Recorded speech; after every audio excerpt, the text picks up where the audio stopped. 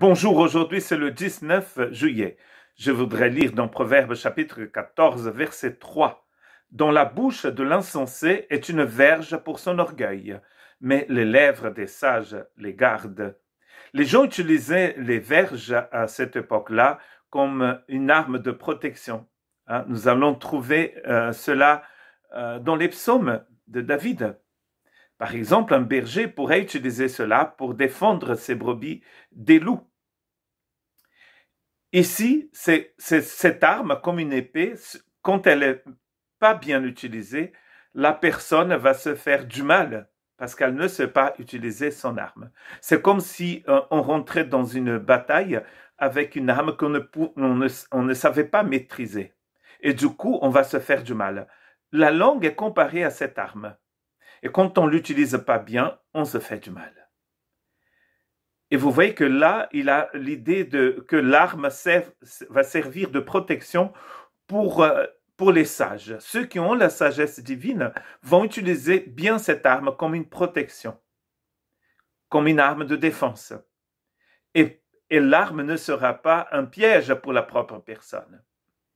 D'autres textes, comme celui de Jacques, que nous avons sûrement lu pendant ces méditations sur la langue, Jacques chapitre 3, versets 4 à 6, voyez aussi les bateaux, même très grands, et poussés par des vents impétueux, ils sont conduits par un tout petit gouvernail, là où le pilote le veut. De même, la langue est un petit membre, elle peut se vanter de grandes choses. Voyez comme un petit feu peut embraser une grande forêt. La langue aussi est un feu.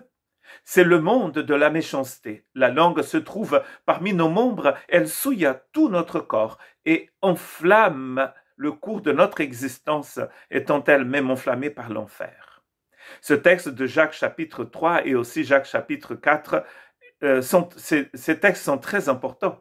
Et d'ailleurs, quand vous lisez la lettre de Jacques, vous allez voir qu'à peu près la moitié de la lettre parle de l'utilisation de la langue. La victoire et aussi la défaite, ici, sont au pouvoir de la langue. Comme dans Proverbes chapitre 14, verset 3. Une arme peut être utilisée pour protéger, mais aussi les gens, s'ils n'utilisent pas bien cette arme, vont se faire du mal. Comment nous utilisons notre langue? Jésus nous a envoyés à proclamer l'évangile et nous le faisons bien sûr par nos paroles et par notre vie. Mais au lieu d'utiliser ce membre si petit mais si puissant pour proclamer les bonnes nouvelles du Seigneur ou la bonne nouvelle du Seigneur, parfois nous utilisons pour faire du mal. Il est normal de dire aux disciples du Christ de ne pas utiliser leur langue comme font les autres, parce que nous avons un message important à proclamer. Comment pouvons-nous proclamer la bonne nouvelle si nous utilisons notre langue pour faire du mal?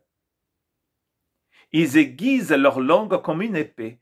Ils lancent leurs paroles amères comme une flèche. C'est le psaume 64, verset 4.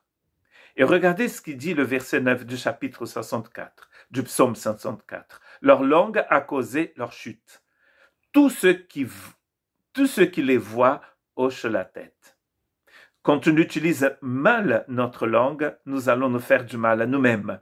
Leur langue a causé leur chute.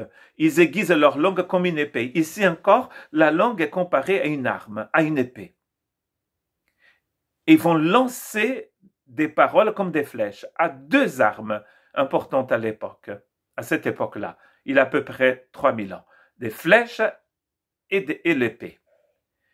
On utilise notre langue comme une arme. Et du coup, nous allons nous faire du mal à nous-mêmes, comme nous dit le verset 9. Par contre, Proverbe chapitre 14 dit que les lèvres des sages gardent ces personnes-là. Qu'aucune parole malsaine ne sorte de votre bouche, mais seulement des bonnes paroles qui, en fonction des besoins, servent à l'édification et transmettent une grâce à ceux qui les entendent. Éphésiens chapitre 4, verset 29. Nous allons laisser de côté cette arme mortifère pour utiliser la langue comme une épée qui nous défend. et qui va transmettre la grâce à ceux qui l'entendent. Et mon dernier texte, c'est aussi un texte de Paul écrit depuis la prison à Rome, Colossiens chapitre 4, verset 6, comme c'était le cas d'Éphésiens que nous venons de lire auparavant. Que votre parole soit toujours pleine de grâce et assaisonnée de sel, afin que vous sachiez comment il faut répondre à chacun.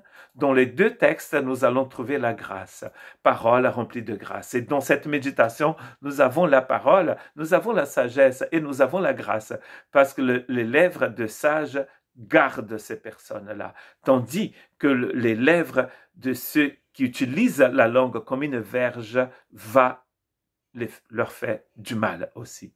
Que Dieu nous aide à utiliser notre langue pour transmettre la grâce et pas pour faire du mal aux autres.